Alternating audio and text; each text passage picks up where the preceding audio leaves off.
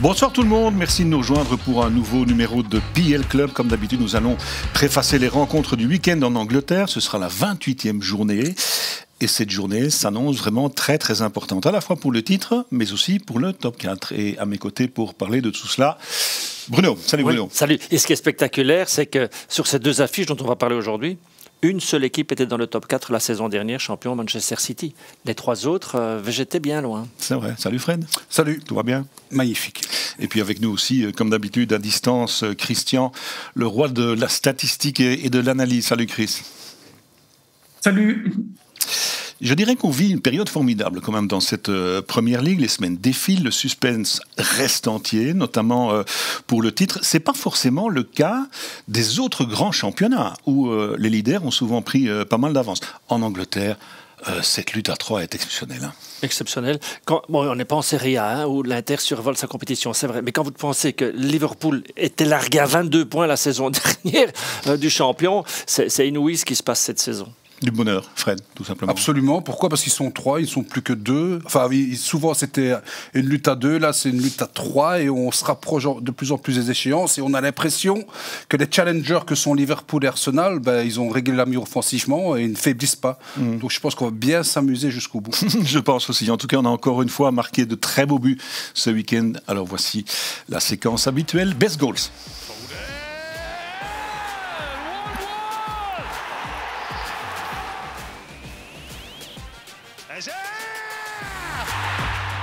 An unreal free kick from Abera Eze.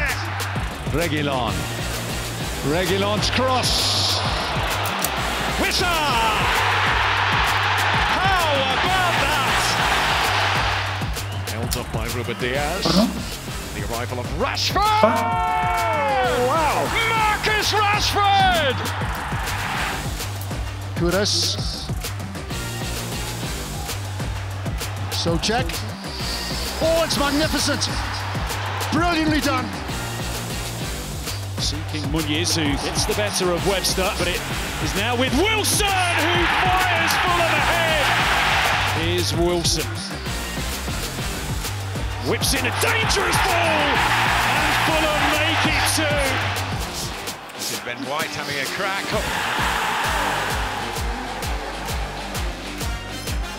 City fans feeling nervous, but here is Phil Foden. Glancing his way through to score again!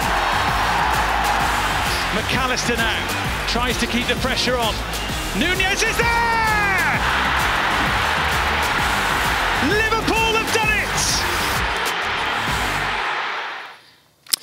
Au niveau des buts, on aime tous le jeu sur combinaison, mais de temps en temps, une bonne frappe à distance, comme le but de Foden, comme le but de Rashford.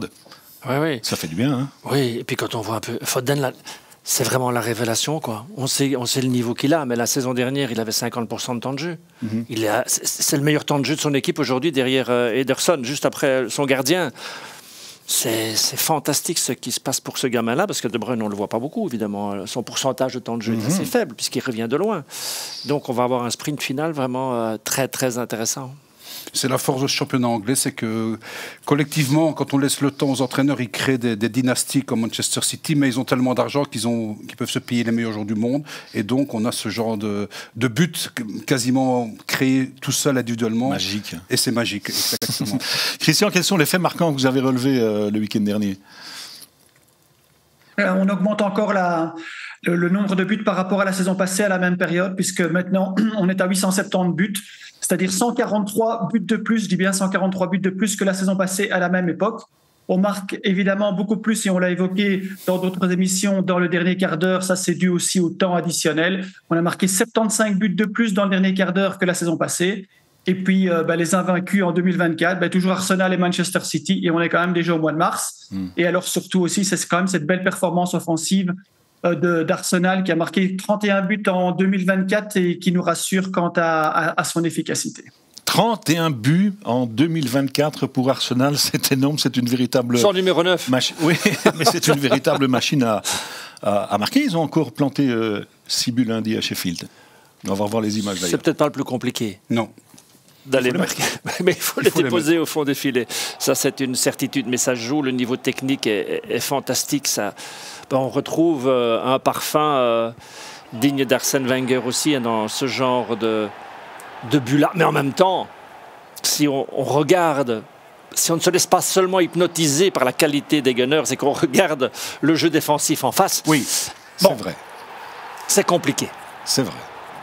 Mais ils n'ont pas toujours joué contre une équipe montante. Bien sûr, donc, bien sûr. Et ils jouent le titre, donc c'est qu'ils peuvent battre des grands aussi. 68 buts marqués quand même par Arsenal. Au total, c'est la meilleure attaque de Première Ligue.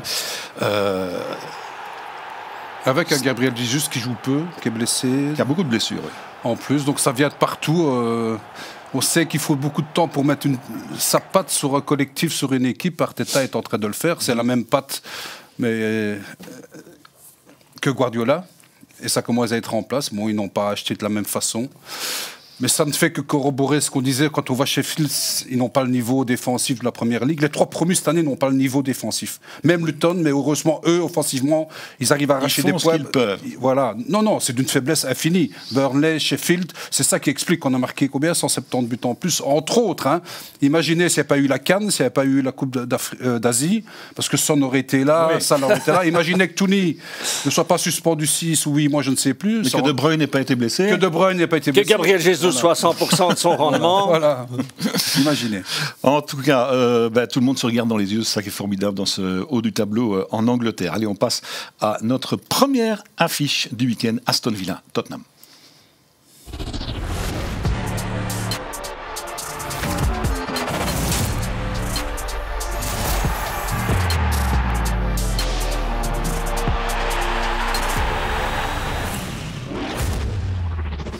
Aston Villa, Tottenham en direct de Villa Park, ce sera dimanche à partir de 14h, un fameux duel qui est très important évidemment vu que les deux équipes visent le top 4. Villa est actuellement 4e avec 5 points de retard, d'avance sur Tottenham. Mais attention, Tottenham a un match de retard. C'est un tournant peut-être ça dans la course au top 4. Oui, c'est surtout la deuxième attaque de Première Ligue à domicile. Aston Villa, donc c'est un match qui est quand même passionnant à vivre, mais ils nous ont déjà réservé des surprises. Des hauts et des bas. Ben oui, donc on s'attend. De toute façon, il n'y a pas photo. Tottenham, qui termine 8e la saison dernière, doit tout faire pour cette saison arriver dans le top 4 d'une façon ou d'une autre, par la porte ou par la fenêtre. Donc on s'attend à un gros match, enfin on espère pour eux. C'est hyper important pour Tottenham, évidemment, pour ne pas être largués, même s'ils ont un match de moins. On va quand même rappeler que Villa joue en Coupe d'Europe aujourd'hui, cette semaine, tandis que Tottenham va se reposer. Ça peut être important aussi dans un match en confrontation directe, mais on sait que cette saison, Tottenham chez des équipes du top, c'est une catastrophe, donc c'est fort équilibré. Puis à l'extérieur, ça reste faible, hein, les Spurs. 5 victoires en 12 matchs à l'extérieur, c'est faible. On va revenir effectivement là-dessus. Mais cette équipe d'Aston Villa, elle a connu à un moment donné une période un petit peu moins bonne, mais là, elle vient quand même d'aligner 3 victoires d'affilée, ça va mieux? Ça va beaucoup mieux. Bon, il faut remettre un peu dans le contexte. Unai Emery arrive dans une situation catastrophique. Il rebâtit, Cristiano l'a expliqué souvent, il rebâtit à partir d'une base défensive et progressivement, avec la confiance que génère l'équipe, il passe à autre chose et à un autre modèle. Avoir un creux à un moment donné, c'est pas dramatique. Non, surtout qu'ils ont fait un début de saison canon. Oui, et puis Watkins redevient Watkins. Ah oui. Et comme toutes les équipes du monde, quand votre buteur est de nouveau présent, la preuve avec Man United, quand Ozil a marqué, ils ont recommencé à remonter. Maintenant qu'il n'est plus là, c'est de nouveau la cata. Donc quand vous avez un buteur qui retrouve son efficacité, ça change complètement votre destin. Watkins, donc, qui retrouve la forme. Cette équipe d'Aston Villa, Christian, elle encaisse quand même pas mal. Un petit peu trop, je dirais, non ? Oui, enfin depuis 2024 en tout cas, et malgré les résultats et les 3 victoires consécutives, si on regarde sur le tableau les matchs, les victoires et les défaites, on voit quand même que chaque fois qu'ils ont joué contre une équipe qui était un peu plus à leur valeur, à leur hauteur, ils ont encaissé 3, ils ont perdu le match. Après les autres matchs, c'est toujours des matchs contre des équipes du bas de classement, mais ils encaissent beaucoup de buts à l'image du match contre Luton. Je l'ai fait avec Bruno, j'étais avec Bruno. La deuxième mi-temps, il n'existait pas pendant tout ce match. Mais Luton est revenu à 2-2 et alors c'est quand même encore sur un ballon qui est venu de la droite sur centre, leur modèle. Ils ont réussi à faire 2-3 avec les 2 remplaçants, ce qui était Bailly est digne, je crois, et donc ou Diaby est digne, pardon.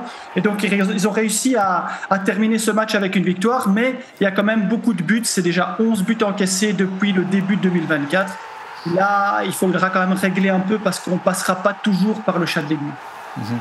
En tout cas, avec Aston Villa, il y a du spectacle. Oui.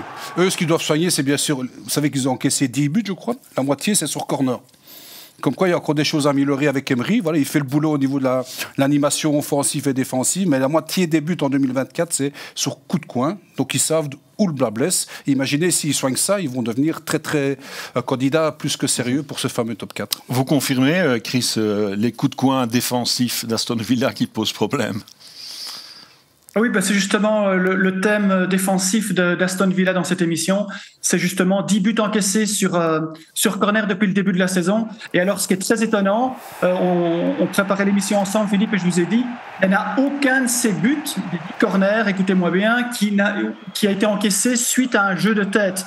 Ce sont tous des ballons qui sont marqués au cordeau, qui sont marqués sur une deuxième chance ou une troisième chance.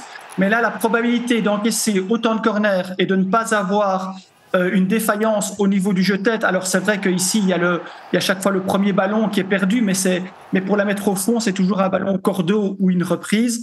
Voilà, c'est très étonnant et c'est juste ce que dit Fred.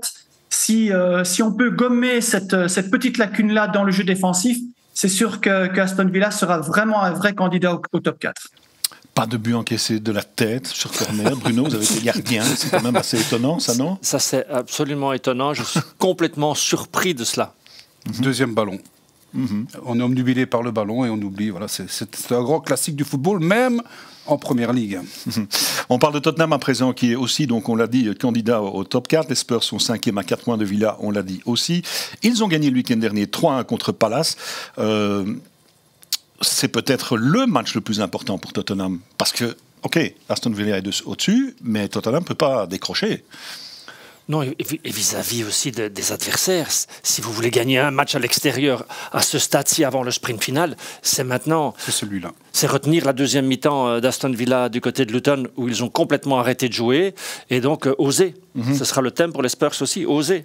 Christian, Fred en parlait il y a un instant. Tottenham, c'est une équipe qui marque pas mal, mais qui a du mal à faire des résultats contre le top 10 et notamment à l'extérieur. C'est la lacune, ça? Ben oui, surtout si on vous dit que sur 5 matchs à l'extérieur contre le top 10, ils ont marqué 10 buts. Donc normalement, il devrait y avoir des résultats qui sont un peu plus probants que ce qu'on voit là sur l'infographie. Eh bien non, contre le top 10 en déplacement, il n'y a pas de victoire. Il y a 10 buts marqués, 16 encaissés, 3 partages et 2 défaites. Donc là, à mon avis, pour pouvoir progresser, et c'est aussi un peu une interrogation qu'on peut avoir par rapport à la Première Ligue, c'est qu'en fait, on peut être dans le top 5 en ayant des résultats aussi mauvais en déplacement contre le top 10. Donc, c'est comme on avait expliqué dans les autres saisons, on peut être champion, on peut jouer le top 3, top 4. On n'est pas nécessairement obligé de gagner les matchs contre le top, mais il faut gagner tous les matchs contre le bottom, et c'est ce qu'ils font. Voilà, on voit sur les images ici, ils ont mené 2 fois avec 2 buts de Richarlison à Everton lors de leur dernier déplacement et ils se sont fait chaque fois rejoindre. Donc cette équipe, c'est vrai, c'est une équipe joueuse, c'est une équipe qui n'a pas peur. Comme l'expliquait Fred un jour dans l'émission ou dans le déo, il ose, quand il a mis sa défense, son bloc défensif à hauteur du rond central pour essayer de déjouer Chelsea.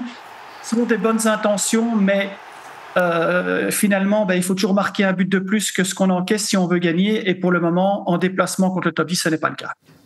Et vous imaginez un peu, pardon de vous interrompre, 15 victoires en 26 journées, vous jouez le top 4 ?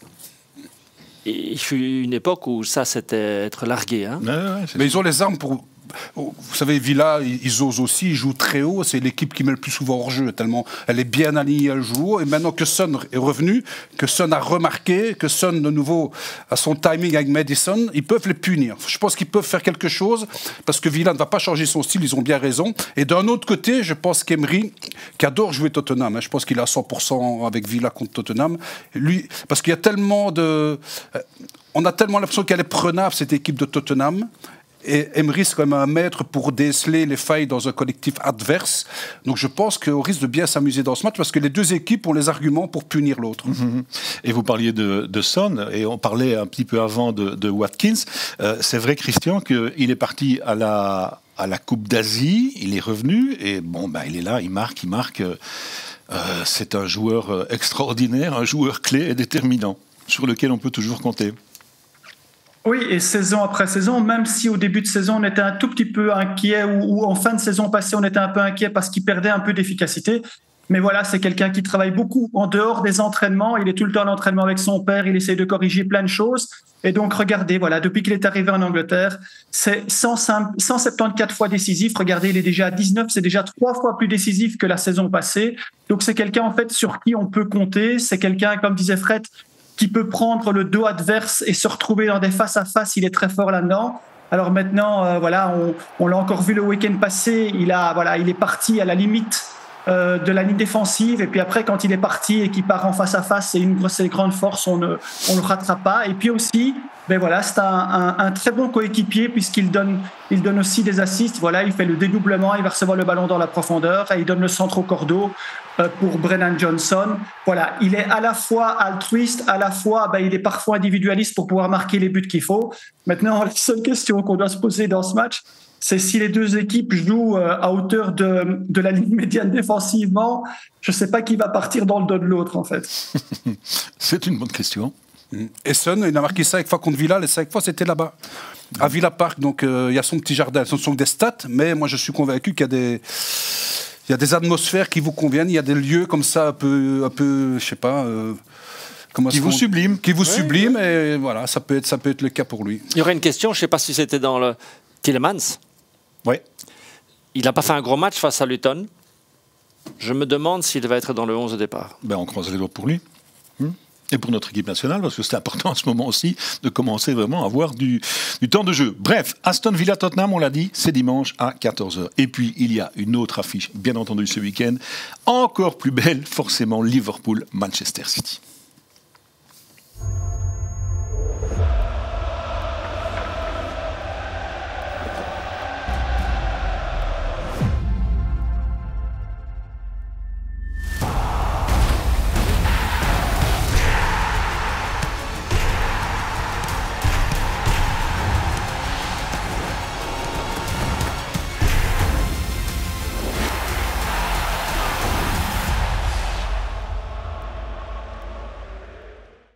Les Reds contre les Citizens, c'est donc dimanche à 16h45. Ce sont donc 2 des 3 candidats au titre qui vont en découdre. Bruno, vous serez sur place avec Jean-François pour commenter la rencontre et j'imagine vous trépignez déjà.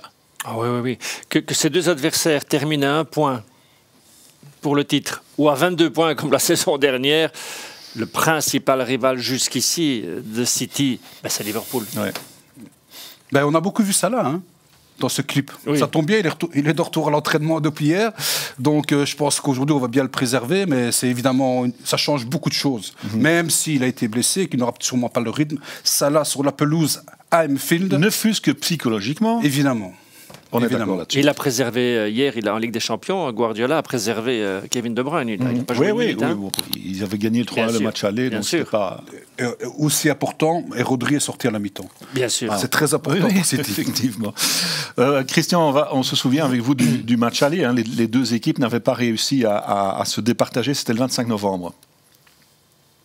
C'est quand même la deuxième défense contre la troisième défense, donc il y a vraiment des choses qui sont bien mises en place et ils savent exactement comment est-ce qu'il faut faire. Donc des fois, évidemment, souvent on dit que ça se joue sur des détails et c'est pas un cliché. Là, c'était une mauvaise sortie de balle, un mauvais dégagement du gardien. Et puis qui on voit, c'est Nathan Ake qui fait une infiltration pour pouvoir donner ce ballon à Haaland. C'est pas nécessairement quelque chose qu'on aurait prévu à la base avec l'infiltration sur reconversion rapide de Nathan Ake, mais c'est comme ça que ça s'est passé, c'était but. Et puis ici, mais voilà, il y a quand même une construction, la balle vient chez Salah et puis c'est Trent Alexander-Arnold qui vient un peu s'infiltrer aussi de la deuxième ligne pour pouvoir tirer en croisée. On ne l'aurait pas nécessairement défini avant le match, mais voilà, ça peut arriver de tous les côtés et ça se jouera comme ça aussi à mon avis dimanche. Vous parliez, Fred, de Salah, mais il y a quand même toute une série d'autres joueurs du côté de Liverpool qui sont absents. La liste est longue. Hein. Dans des matchs pareils, utiliser le banc, hein, c'est... Des gamins 18, 19, 20 ans. Bah oui, ce sera une des inconnues. Bon, ils ont fait le boulot. Ce qu'il y a de bien, c'est qu'on a pu les tester depuis 2-3 semaines. Hein. Klopp l'a très bien fait avec ces jeunes qui ont répondu présents. Donc, et puis il y a cette âme d'Anfield, il y a ce maillot, il y a ce public. C'est la plupart des gamins, ils ont été formés là-bas. Donc voilà. De toute façon, même si vous avez vos meilleurs joueurs, ce sera très très compliqué de contenir Manchester City pendant tout un match. Ce sera vraiment le match de vérité avec deux équipes qui ont beaucoup de mal dès que le niveau s'élève. Hein. Je veux dire, Liverpool 6 fois contre le top 6, 1 victoire. Man City 4 fois contre le top 5, 0 victoire. C'est fou quand même. Ouais. Moi, on me le dirait, je ne le croirais pas. Non. Sauf que ça, je l'ai vu. Donc je le crois.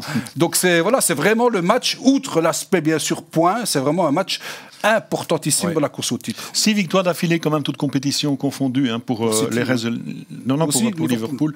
Donc c'est pas mal. Les victoires sont parfois courtes, parfois difficiles à concrétiser, Christian, comme le week-end dernier, par exemple.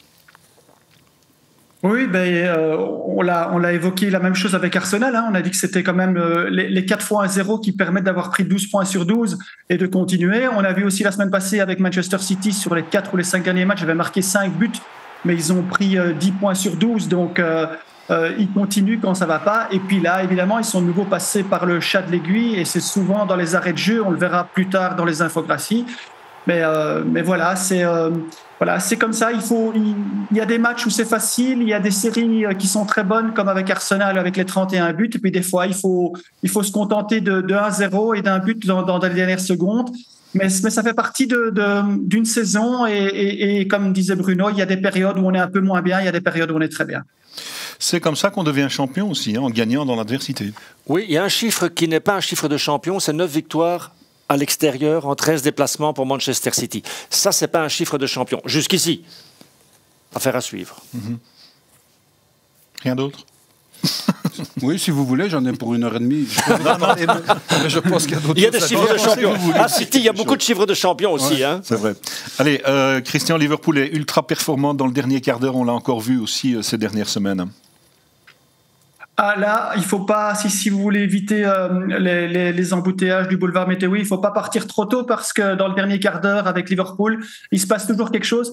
Cette équipe, il y a eu 30 buts dans le dernier quart d'heure, que ça soit pour ou contre, 24 buts pour. Alors je ne sais pas si vous vous rendez compte ce que ça représente, c'est pratiquement le double de n'importe quelle autre équipe. Et 6 contre, là évidemment, ils parviennent à bien les contenir. C'est la preuve qu'il y a, premièrement, physiquement et psychologiquement, il y a une très bonne mise en place. Et puis alors, surtout, regardez, dans le temps additionnel, ils ont marqué 3 buts au-delà de la 45e minute dans la première mi-temps et 10 buts au-delà de la 90e cette saison. Ça fait 13 buts en tout. Donc, il ne faut surtout pas éteindre sa télévision avant la fin. C'est la preuve aussi que cette équipe, il croit toujours qu'elle ne lâche rien et qu'il est au point aussi au niveau physique. Oui, mais c'est aussi la preuve qu'elle sait se mettre fort en danger, parce que s'ils doivent s'arracher comme ça pour marquer en fin de match, c'est parce qu'ils encaissent très souvent le premier but. Donc voilà, on arrive aux échéances, il reste 2 mois, est-ce que ça va peut-être jouer aussi? On sait que City, eux aussi, ils usent, mais différemment, c'est pas le même football.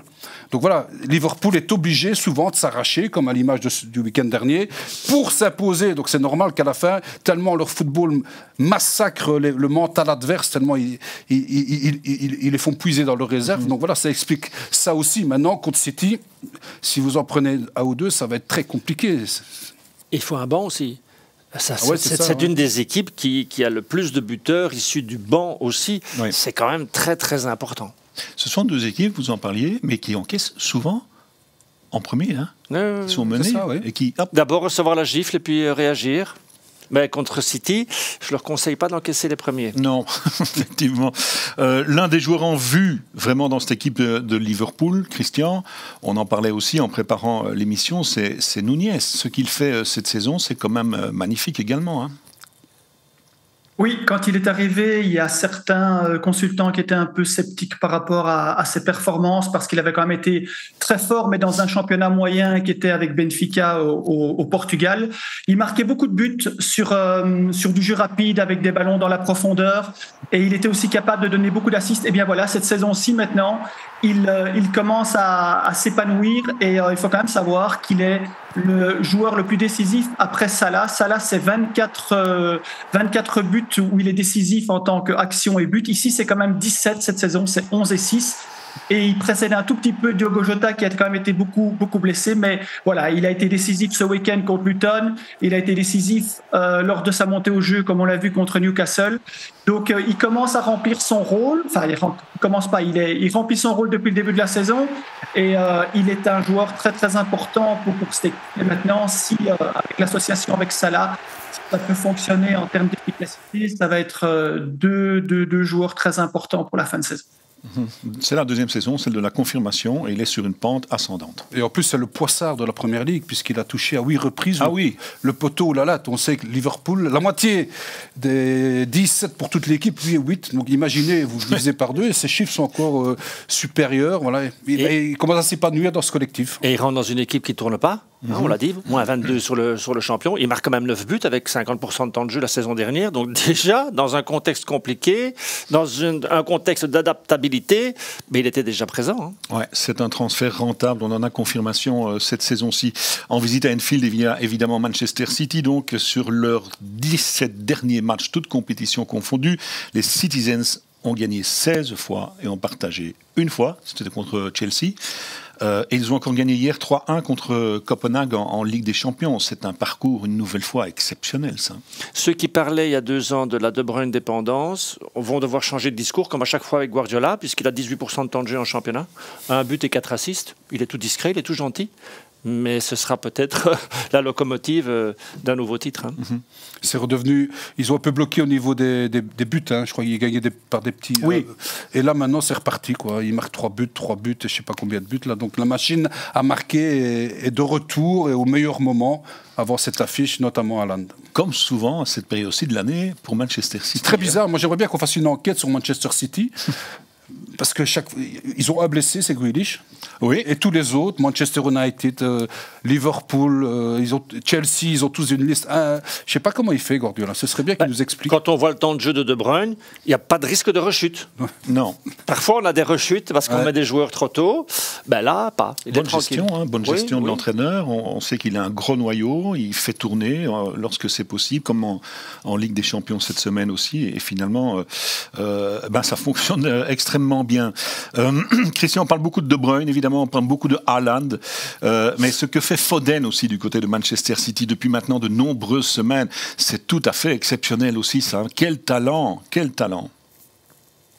Liverpool a Nunes comme backup. À Manchester City, ils en ont plusieurs où ils sont performants.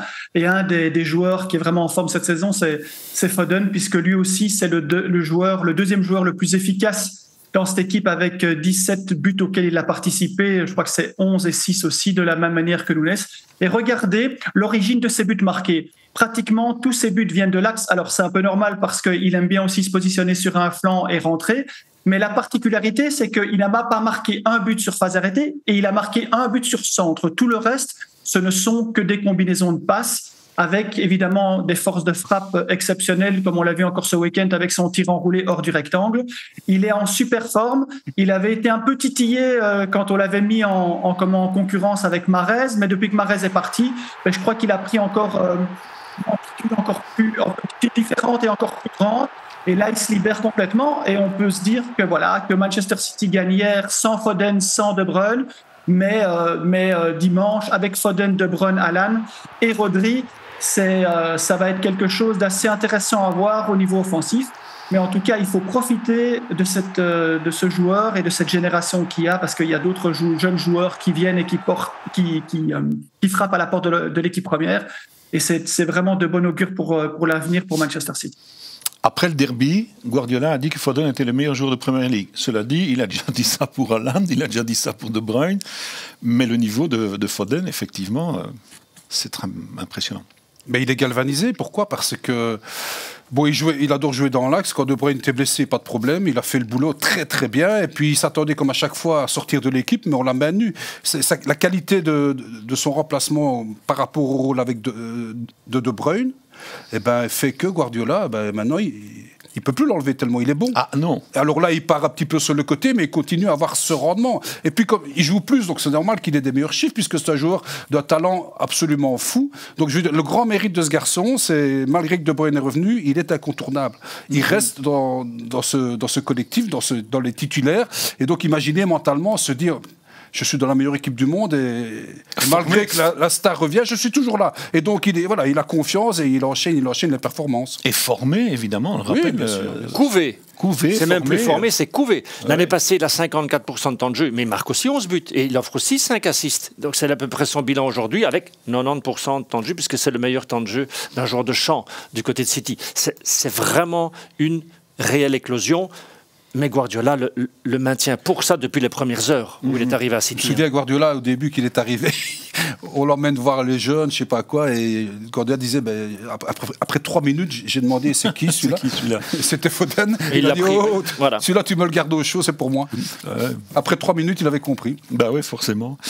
C'est une équipe qui s'est marquée de toutes les manières. Christian, et aussi sur des frappes à distance, parce qu'il y a de sérieux frappeurs du côté de City. On l'a encore vu le week-end dernier, notamment. En effet, évidemment, on le sait depuis toujours, et donc on a même aujourd'hui Arteta qui copie ce que faisait Guardiola, donc c'est-à-dire que c'est toujours cette construction de balle pour essayer d'arriver dans cette zone optimale et de pouvoir marquer au cordeau, donc le plus facile possible avec des mouvements, et notamment avec De Bruyne qui se déporte sur le côté droit. Mais là, évidemment, il joue tout le temps contre des blocs équipes qui sont vraiment très bas, on le voit ici. Pratiquement les 9 ou les 10 joueurs sont en défense dans le rectangle, donc il faut...